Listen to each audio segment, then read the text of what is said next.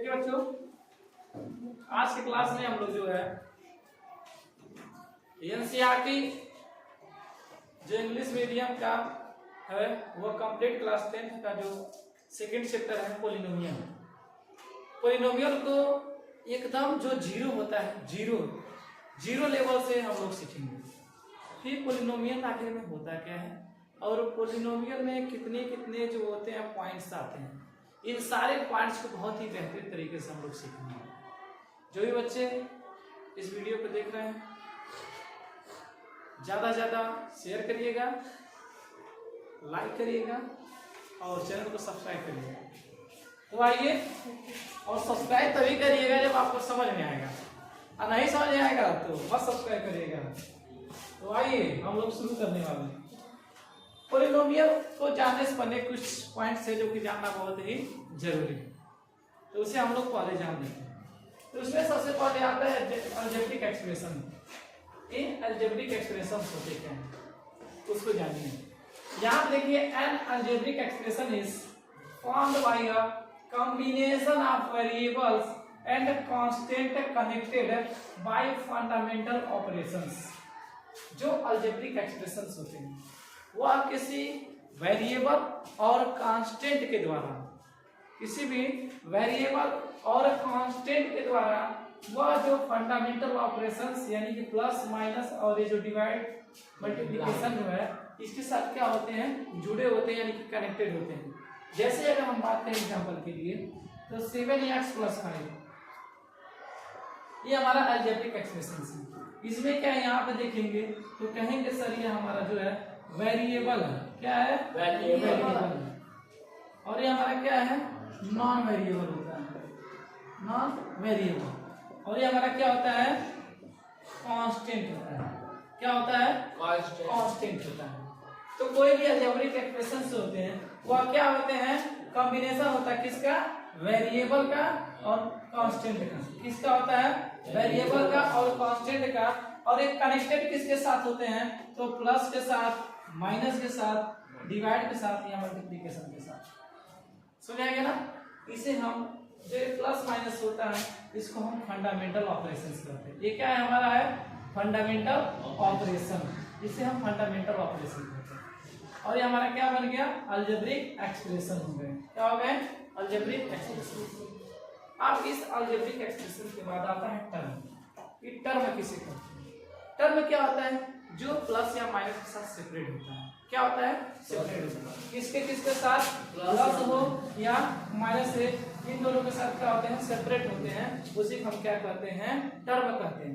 जैसे अगर यहाँ बात करें 7x + 5, यहाँ पर देखिए प्लस के साथ सेपरेट है, इस प्लस के साथ इसके आगे देखेंगे तो ये हमारा जो निकल के आता है इसे हम बोलते हैं टर्म। और ये भी हमारा क्या है, टर्म। इसमें कितने टर्म है, 2 टर्म है। कितने टर्म है, 2 टर्म है। और ये दोनों टर्म किसके साथ सेपरेट है, तो प्लस के साथ। ठीक है ना, ये प्लस या माइनस साथ सेपरेट होते हैं जिसे हम लोग टर्म कहते हैं। ठीक है ना। तो आइए एक बार हम टर्म को अच्छे तरीके से इससे लिखते हैं, थोड़ा सा इसको मिटा देते हैं। अच्छा, तो देखिए अब जो है हम एक एक पॉइंट को समझते हैं। इसमें अब जो आता है टर्म जो सेकंड पॉइंट से अब एक्सप्रेशन के बाद अब टर्म में क्या आता है इसको समझिए। टर्म जो होता है, in an algebraic expressions term are the elements separated by plus और माइनस साइन। यानी कि जो अलजेब्रिक एक्सप्रेशन में जो टर्म होते हैं वह टर्म के जो एलिमेंट्स होते हैं। टर्म किसे कहते हैं, अलजेब्रिक एक्सप्रेशन के जो टर्म होते हैं वह उनमें जो जितने भी एलिमेंट्स होते हैं, जितने भी एलिमेंट्स होते हैं वे सब सेपरेटेड होते हैं। किससे सेपरेटेड होते हैं, तो प्लस या माइनस साइन के साथ सेपरेटेड होते हैं। ठीक है ना। यानी कि अलजेब्रिक एक्सप्रेशन के टर्म उसी को हम कहेंगे जिसमें जो जितने एलिमेंट्स होते हैं, जितने एलिमेंट्स होते हैं वो सारे के सारे एलिमेंट्स या तो प्लस के साथ सेपरेट होंगे या तो वह माइनस के साथ सेपरेट होते हैं, और उसी को हम लोग क्या करते हैं, टर्म करते हैं। जैसे अगर आप एग्जांपल की बात करें, यहाँ पे देखिए एग्जांपल में यहाँ पे प्लस के साथ दोनों सेपरेट हो रहा है और यहाँ पे माइनस के साथ हो रहा है। यानी कि सब हमारे क्या है, एलिमेंट्स हैं। ये सब क्या हमारे एलिमेंट्स हैं। और ये जितने भी एलिमेंट्स हैं ये जो प्लस या माइनस के साथ क्या हो रहा है, प्लस या माइनस के साथ क्या हो रहा है, सेपरेट हो रहे हैं। तो तो जो प्लस या माइनस के साथ सेपरेट होते हैं जितने एलिमेंट्स उसी को हम क्या कहते हैं, टर्म करते हैं। जैसे हमारे क्या है, एलिमेंट्स हैं और ये सभी एलिमेंट्स जो है प्लस के साथ और माइनस के साथ क्या है, सेपरेट होते हैं, इसलिए इनको हम कहते हैं टर्म। इसमें ये क्या है, हमारा टर्म है, ये क्या है, हमारा टर्म है, ये क्या है, हमारा टर्म है। इसमें टर्म की संख्या कितनी है, तो कहेंगे सर इसमें टर्म की संख्या कितनी है, 3। समझ आ गया। अब देखिए अगर मैं इसको लिख दूं 15x/2, इसको लिख दूं, अगर मैं इसको लिख दूं तो क्या एक टर्म है, तो कहेंगे यह टर्म नहीं है, क्योंकि यह प्लस या माइनस के साथ जो दूसरा एलिमेंट के साथ ये सेपरेट नहीं है, इसलिए सर ये हमारा टर्म नहीं है। लेकिन अगर मैं यहीं पे प्लस कर दूं, क्या कर दूं, प्लस कर दूं, अब प्लस में 1 कर दूं, तो क्या हमारे टर्म हो जाएंगे, यस सर, यह हमारा टर्म हो जाएगा, ये पहला टर्म और ये हमारा दूसरा टर्म हो जाएगा। समझ आएगा नहीं आएगा। तो टर्म में किसी को कोई दिक्कत, यानी कि जो जितने भी अलजेब्रिक एक्सप्रेशन, जो जितने भी एलिमेंट्स होते हैं वे सारे एलिमेंट्स किसके द्वारा सेपरेट होते हैं, तो प्लस और माइनस साइन के साथ वो क्या होते हैं, सेपरेट होते हैं सर, जिससे हम लोग टर्म, ठीक है ना। अब यहाँ पे देखिए, अब बात आता है कांस्टेंट की। कांस्टेंट किसे कहते हैं, जैसे आप देखिए मैं इसमें लिख दिया एक 1, तो 1 हमारा कांस्टेंट होता है, लेकिन इसको समझते हैं कि कांस्टेंट क्या होता है। कांस्टेंट इसमें देखिए, कांस्टेंट जो होता है, constants are the term algebraic expression in the algebraic expression that contain only number। Content क्या करता है, सिर्फ नंबर को कंटेंट करता है, और वह कंटेंट का जो मान होता है, यानी जो वैल्यू होता है, वो कभी बदलता नहीं हो, यानी कि वो फिक्स होता है, ठीक है ना। यानी कि कांस्टेंट हम उसे कहते हैं जो कभी नहीं बदलता है, जिसका मान क्या होता है, फिक्स होता है। जैसे मान लीजिए अगर मैं यहाँ पे 5x+2 लिख दूं, ठीक है ना, 5 हमारा 5 क्या है, कांस्टेंट है, बदलेगा नहीं। 2 हमारा क्या है, कांस्टेंट है, लेकिन इसको हम कांस्टेंट ना कहकर इसको हम कहते हैं नॉन वेरिएबल। क्या कहते हैं, नॉन वेरिएबल। और नॉन वेरिएबल इसलिए कहते हैं क्योंकि यह किसी न किसी वेरिएबल के साथ क्या होता है, आया होता है, किसी वेरिएबल के साथ एक क्या होता है, इसका मल्टीप्लाई हुआ रहता है। समझ आ गया ना। तो जब कोई भी नंबर किसी वेरिएबल के साथ जब मल्टीप्लाई होता है तो उस संख्या को हम लोग कहते हैं नॉन वेरिएबल। लेकिन अगर वही नंबर अकेला प्लस या माइनस से सेपरेट होता है उसे हम कहते हैं कांस्टेंट। क्या कहते हैं, कांस्टेंट। तो यहाँ पे जो हमारा 2 क्या है, तो हमारा क्या है, तो 2 हमारा सर क्या है, कांस्टेंट। क्या है, कांस्टेंट। यहाँ पे 2 हमारा क्या हो गया, कांस्टेंट हो गया। x क्या हो गया हमारा, x हमारा सर जी क्या हो गया, वेरिएबल हो गया। और यहाँ 5 क्या हो गया सर जी, हमारा नॉन वेरिएबल हो गया। क्या हो गया, नॉन वेरिएबल हो गया। समझ आ गया ना, कोई दिक्कत नहीं। अब आगे देखिए, इसमें जो आता है बात ये आकर है कि इसमें देखिए सर एग्जांपल में जो दिया है x² ये हमारा क्या है, टर्म है। 2x ये भी क्या हमारा टर्म है, और ये 1 क्या, ये भी हमारा टर्म है। लेकिन ये कौन सा टर्म है, तो वेरिएबल टर्म है, लेकिन सर ये कांस्टेंट टर्म है, क्योंकि 1 का मान कभी 1 बदलेगा नहीं। लेकिन इसमें जो है x का मान बदल जाता है। x का मान कभी हम 1 रख देते हैं, कभी 2 रख देते हैं, कभी 3 रख देंगे, तो मान क्या होगा, बदलता रहेगा। इसीलिए वेरिएबल जो होता है वो अपना मान हमेशा क्या करता है, बदलता रहता है, ठीक है ना। तो चर अपने मान को क्या कर सकता है, कभी भी बदल सकता है। अब जो है इसमें जो हमारा, अब बात करते हैं सर कांस्टेंट हो गया, थोड़ा सा वेरिएबल तो बता ही दिए, लेकिन वेरिएबल तो थोड़ा सा हमको डिफाइन कर दीजिए, थोड़ा सा लिखवा दीजिए। तो आइए हम उसको जो है अच्छे तरीके से लिख के फिर उसको समझाते हैं, ठीक है ना। तो देखिए बच्चों, अब हम वेरिएबल को समझते हैं थोड़ा सा डीपली और अच्छी तरीके से। इसमें देखिए वेरिएबल जो दिया है, एक और है in algebraic expression the letter represents variable. Algebraic expression में जो लेटर होते हैं वो रिप्रेजेंट करते हैं किसको, रिप्रेजेंट करते हैं किसको, लेटर्स को रिप्रेजेंट करते हैं। They are known as the literals, जिसे हम लिटरल्स कहते हैं। A variable can take any numerical value. जो वेरिएबल होते हैं वो हमेशा क्या करते हैं, एक न्यूमेरिकल वैल्यू को लेते हैं। न्यूमेरिकल वैल्यू यानी कि 1 2 3 4 5 6 यानी कि कोई भी काउंटिंग का कोई भी नंबर लेते हैं, ठीक है ना। इसे हम क्या करते हैं, न्यूमेरिकल वैल्यू करते हैं। The value of expression depends upon the value of the variable. और वो मान किस पे डिपेंड करता है? वेरिएबल के मान पे क्या करता है? डिपेंड करता है। यानी कि जो भी न्यूमेरिकल जो वैल्यूज होते हैं वो किस पे डिपेंड करते हैं? वेरिएबल के वैल्यू पे। यानी कि वेरिएबल का वैल्यू अगर बढ़ जाएगा तो क्या होगा? मान वो भी बढ़ जाएगा। जैसे यहाँ पे देखिए एग्जांपल में अगर मैं 5x लिख दूं, अगर मैं यहाँ पे x का मान 0 कर दूं तो 5 × 0 बराबर 0 हो जाएगा, मान 0 हो गया।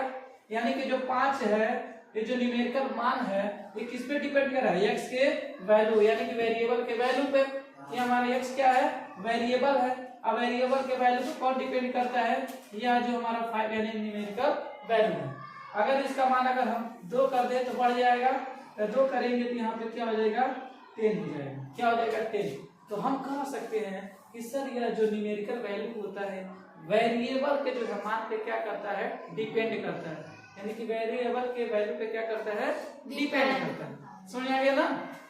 यहाँ देखिए 2x + y - 15 है।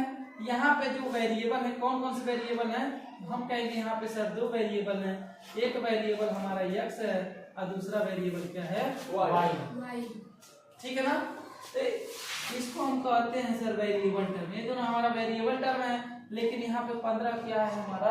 तो कहेंगे 15 सर हमारा कांस्टेंट टर्म है। क्या है? कांस्टेंट टर्म है, क्योंकि इसका मान बदलेगा नहीं और इसके साथ कोई वेरिएबल नहीं आता है। जिसके साथ कोई वेरिएबल नहीं आता वही सर हमारा क्या होता है? कांस्टेंट। ठीक है। अब आगे देखिए इसमें, अब आगे आता है कोफिशिएंट्स। अब ये कोफिशिएंट्स क्या होता है? जो किसी वेरिएबल के साथ मल्टीप्लाई होता है। जो किसी वेरिएबल के साथ क्या होता है? मल्टीप्लाई होता है। जैसे यहाँ पे देखिए x है, x का 2 के साथ मल्टीप्लाई हुआ 2x है, तो x का जो कोफिशिएंट हो क्या होगा? 2 होगा। ठीक है ना? x का कोफिशिएंट क्या होगा? 2 होगा। जैसे इसमें देखिए यहाँ पर दिया है जो कोफिशिएंट होता है इन एन टर्म, किसी टर्म में any one of the factors, कोई एक factors is called the coefficient of the other factor। वह दूसरे फैक्टर्स का क्या होता है? दूसरे फैक्टर्स का कोफिशिएंट होता है। क्या होता है? कोफिशिएंट होता है। जैसे देखिए यह कह रहा है कि in an term any one of the factor is called. यहाँ पे जैसे मैं 3ab लिख रहा हूँ, एग्जांपल में मैं क्या लिख रहा हूँ? 3ab। और मैं यहाँ पे a का क्या पूछता हूँ? a का कोफिशिएंट क्या होगा? a का कोफिशिएंट क्या होगा? जिसको पूछा जाएगा उसको छोड़ के बाकी जितने होंगे वही उसके क्या होंगे? कोफिशिएंट होंगे। यानी कि फैक्टर इसका क्या है? 3 × b है, 3b है। इसका जो 3b है ये क्या हो जाएंगे? हमारा कोफिशिएंट हो जाएंगे। ठीक है ना? जैसे आगे देखिए अगर मैं यहाँ आपको बताऊं कि 5x² + 6x + 2, यहाँ पे मैं कहूँ कि बताइए यहाँ पे x² का कोफिशिएंट क्या है? x के साथ जो मल्टीप्लाई हुआ x का जो फैक्टर है क्या है? 5 है। इसका जो कोफिशिएंट हो जाएगा वो क्या हो जाएगा? 5। तो x² का कोफिशिएंट क्या हो जाएगा? 5 हो जाएगा। यहाँ पे x का कोफिशिएंट क्या है? 6। तो कहेंगे सर x का कोफिशिएंट क्या है हमारा? 6। कोई दिक्कत नहीं है ना? अब इसी में आता है कुछ लाइक टर्म आते हैं और कुछ अनलाइक टर्म आते हैं। टर्म में ही कितने टर्म आते हैं? 2 टर्म आते हैं।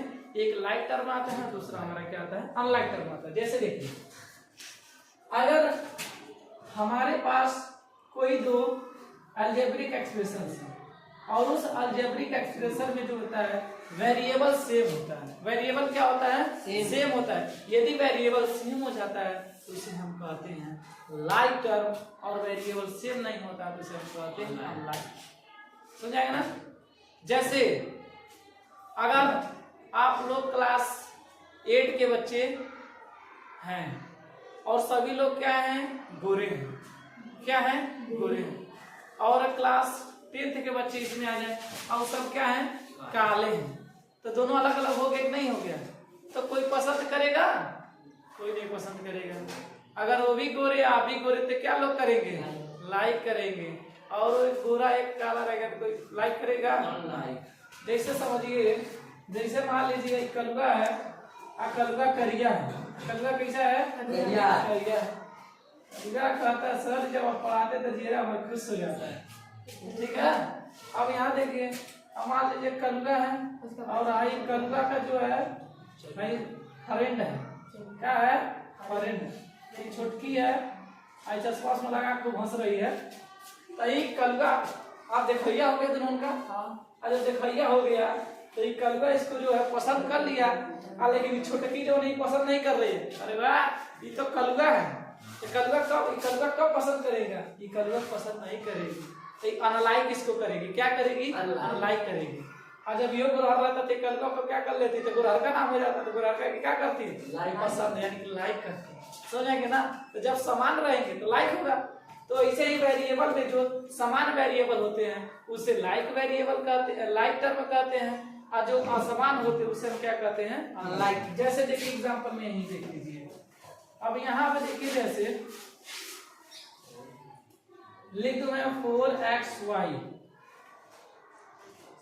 प्लस 6x² y, और दूसरा हम लिख दें 6xy प्लस 2, और यहाँ पे हम z लिख दें। तो क्या इसमें सभी टर्म क्या सेम है? देखिए यहाँ पे xy है, यहाँ भी xy है, यहाँ xy, लेकिन यहाँ पे क्या है? z है। तो ये सब हमारे टर्म क्या हो गए हैं? अनलाइक टर्म हो जाते हैं। क्या हो जाते हैं? अनलाइक टर्म हो जाते हैं। इसमें ये टर्म तो सेम है, लेकिन हाई दोनों टर्म सेम नहीं है। तो जब सेम है तो उसको हम कहते हैं सर जी लाइक टर्म, और जब सेम नहीं है तो उसे हम क्या कहते हैं? Unlike term. क्या कहते हैं? अनलाइक टर्म कहते हैं। क्या कहते हैं? अनलाइक टर्म कहते हैं। ठीक है ना? अब इसमें जो है चटपटा जो है झाड़ मोड़ी वाला सिस्टम हो जाता है। कुछ बच्चों को समझ में नहीं आएगा, कुछ बच्चों को समझ में भी आ गया होगा। तो क्या इसमें किसी को कोई दिक्कत है? लाइक टर्म जिसमें वेरिएबल सेम रहेंगे उसे लाइक टर्म कहेंगे, और जिसका वेरिएबल सेम रहेगा उसे अनलाइक टर्म कहेंगे। ठीक है ना? अब आता है बात हमारा पॉलिनोमियल। अब तो सर इसके बारे में सब बता दिया, अलजेब्रिक एक्सप्रेशन क्या होते हैं, फंडामेंटल ऑपरेशंस क्या होते हैं, कोएफिशिएंट क्या होता है, सर फैक्टर क्या होता है, सर वेरिएबल क्या होता है, नॉन वेरिएबल क्या होता है, कांस्टेंट क्या होता है, कांस्टेंट टर्म क्या होता है, ये तो समझेंगे।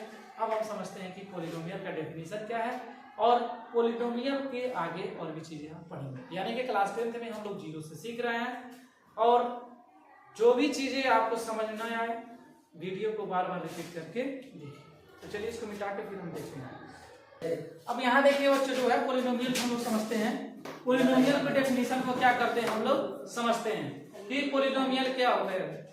देखिए यहाँ पे कह रहा है कि it is a algebraic expressions in which the exponent of variable is a non-negative integer। यही सबसे मोस्ट इंपॉर्टेंट है कि जो वेरिएबल का जो हमारे वेरिएबल्स होते हैं इनके जो एक्सपोनेंट होते हैं, एक्सपोनेंट इट्स मीन जो पावर होता है वह पावर क्या होना चाहिए? वह जो पावर होता है वह नॉन नेगेटिव इंटीजर होना चाहिए, यानी कि धनात्मक होना चाहिए, ऋणात्मक नहीं होना चाहिए। ठीक है ना? तो यहाँ पे नॉन नेगेटिव इंटीजर हम लेंगे। क्या लेंगे? Non negative integer. और जो नॉन नेगेटिव इंटीजर होगा उसी को हम क्या कहेंगे सर जी? वही हमारा क्या है? पॉलिनोमियल है। इसमें पॉलिनोमियल का मतलब पॉलिनोमियल जिसमें बहुत सारे पद होते हैं, जिसमें बहुत सारे टर्म होते हैं, उसी को हम क्या कहते हैं? पॉलिनोमियल। यहाँ पे देखिए अगर एग्जांपल की बात की जाए, यहाँ पे 3x² प्लस 2x प्लस 5, यहाँ पे जो x² है, यहाँ पर जो x क्या हमारा वेरिएबल है, और इस वेरिएबल के पावर हम जो एक्सपोनेंट देख रहे हैं वो हमारा क्या है? 2 है, जो कि हमारा क्या होता है? नॉन नेगेटिव इंटीजर होता है, और ये नॉन नेगेटिव इंटीजर होता है इसीलिए हमारा यह पॉलिनोमियल है। यहाँ पे हम सेकंड देखेंगे 9x³ प्लस x, यहाँ भी इसका जो एक्सपोनेंट है वो भी क्या है हमारा? तो नॉन नेगेटिव है, नॉन नेगेटिव इंटीजर है, इसलिए भी हमारा क्या है? पॉलिनोमियल है। यहाँ पे देखेंगे 7x² प्लस 1/x², यहाँ पे अगर इसको जब सॉल्व करेंगे तो 7x² प्लस जब x ऊपर जाएगा तो x माइनस 2 हो जाएगा, और ये हमारा निगेटिव इंटीजर है इसलिए ये हमारा पॉलिनोमियल नहीं है। यहाँ पर √2x है, यहाँ पर कुछ लोग कहेंगे सर ये पॉलिनोमियल नहीं है, लेकिन ये पॉलिनोमियल है क्योंकि हमको वेरिएबल के एक्सपोनेंट को देखना है कि क्या वो नॉन नेगेटिव है। तो हाँ, जो वेरिएबल है इसके एक्सपोनेंट नॉन नेगेटिव है, इसलिए सर ये भी हमारा वेरिएबल है। यहाँ पे देखेंगे जो लास्ट है 6x plus 7y x minus 2 plus 6, यहाँ पे देखिए जब यह x ऊपर जाएगा तो प्लस हो जाएगा, इसलिए सर ये भी हमारा क्या हो जाएगा? पॉलिनोमियल। इस तरीके से हम लोग पॉलिनोमियल में क्या करते हैं? पहचान करते हैं। अगर नंबर टर्म के आधार पर देखा जाए पॉलिनोमियल को तो जो नंबर टर्म होता है इसमें जो पॉलिनोमियल 3 प्रकार से डिवाइड किया गया, कितने प्रकार से? 3 प्रकार से पॉलिनोमियल को क्लासिफाई किया गया है नंबर टर्म के आधार पर। इस पे नंबर टर्म के आधार पर नंबर टर्म में जो पॉलिनोमियल है उसको हम लोग 3 पार्ट में क्लासिफाई किए हैं। एक को बोला जाता है मोनोमियल, एक को बोला जाता है बायोनोमियल और एक को बोला जाता है ट्रायोनोमियल। ये क्या करता है? नंबर के टर्म को बताता है जिसमें सिर्फ एक ही टर्म होते हैं, जैसे 7xy 5x²y। इसमें सिर्फ क्या है? इसमें सिर्फ एक ही टर्म है। तो ऐसे पॉलिनोमियल को हम लोग कहते हैं मोनोमियल। क्या कहते हैं? मोनोमियल। जिसमें 2 टर्म होते हैं उसे हम कहते हैं बायोनोमियल। जिसमें कितने टर्म होंगे? 2 टर्म होंगे। 2 टर्म होंगे वो हमारा कहलाता है बायोनोमियल। जैसे 5x² + 5y। इसमें कितने टर्म है? 2 टर्म है। ये 2 टर्म है इसलिए हमारे कौन सा पॉलिनोमियल होगा? बायोनोमियल होगा। अगर ट्राइनोमियल देखेंगे तो ट्राइनोमियल में 3 आएंगे, जैसे 3x² + 5x + 2। इसमें कितने टर्म है? 3 टर्म है। इसमें 3 टर्म होता है उसे हम बोलते हैं ट्रायोनोमियल। यह किसके बेस पर क्लासिफाई किया जाता है? फिर नंबर टर्म के बेस पे इसको क्या किया जाता है? क्लासिफाई किया जाता है मोनोमियल, बायोनोमियल और ट्राइनोमियल। अब इसके बाद हम लोग देखते हैं, अब नंबर के आधार पर हो गया बेसिस ऑफ जो होता है नंबर। अब इसके बाद हम लोग देखेंगे किसके आधार पर? तो हम कहेंगे सर एक्सपोनेंट, यानी कि हम कहेंगे सर पावर के आधार पर। एक्सपोनेंट के आधार पर भी क्लासिफाई किया गया है, उसको भी 3 पार्ट्स में 4 पार्ट्स में क्लासिफाई किया गया, लेकिन अभी हम लोग 3 पार्ट्स में ही पढ़ेंगे। एक पार्ट में जैसे जिसके पावर 1 होता है, यानी कि एक्सपोनेंट का पावर, एक्सपोनेंट क्या होता है? 1 होता है। एक्सपोनेंट क्या होता है? 1 होता है। जब किसी वेरिएबल के पावर, जब किसी वेरिएबल का एक्सपोनेंट क्या होगा? 1 होगा, तो उसे हम कहते हैं, जैसे x के पावर कुछ नहीं है तो 1 है, अगर 1 होगा तो ऐसे पॉलिनोमियल हम कहते हैं लीनियर। क्या कहते हैं? Linear polynomial. क्या कहते हैं? Linear polynomial. अगर पावर x